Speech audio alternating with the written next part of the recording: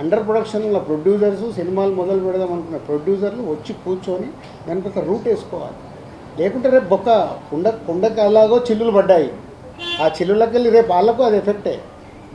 ఎఫ్డీసీకి already lead చేశాము. ఈ press meet ద్వారా ఆ నిర్మాతలకు అర్థమైతే వాళ్ళు ముందుకు వస్తే అందరం కూర్చొని వర్కౌట్ చేస్తాం. Thanks for your question. మొన్న 2 సినిమాలు పెద్ద సినిమాలు మేము ఒకేసారి 3 days గ్యాప్. ఒక సినిమా ఇంకో సినిమాకి రిజల్ట్స్ అసలు అస్తమశిఖాంతరంగా ఉన్నాయి. మీరు దాని నుంచి బయటపడ్డారా సార్? బ్యాలెన్స్ అయ్యారా?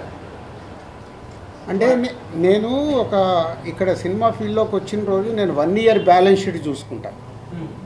డిస్ట్రిబ్యూషన్లో కానీ నేను ప్రొడ్యూసర్ సినిమాలు తీసుకున్నాను.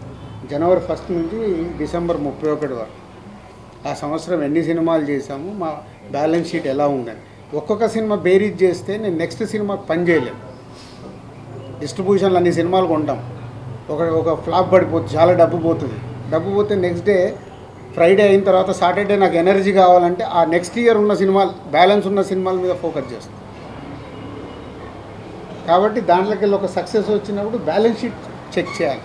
నంబర్ ఆఫ్ మూవీస్ చేస్తున్నప్పుడు ఒకటే సినిమా చేసామనుకో మీరు అడిగినట్టు నాకు రిజల్ట్ మీద డిపెండ్ అయి ఉంటుంది.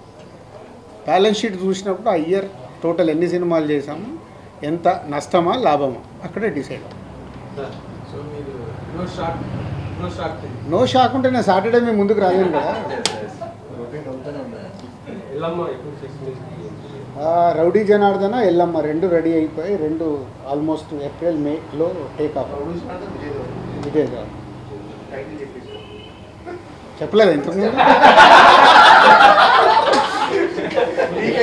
Okay, rowdy Janardhana Vijay Deverakonda cinema title, Yellamma Nithin title.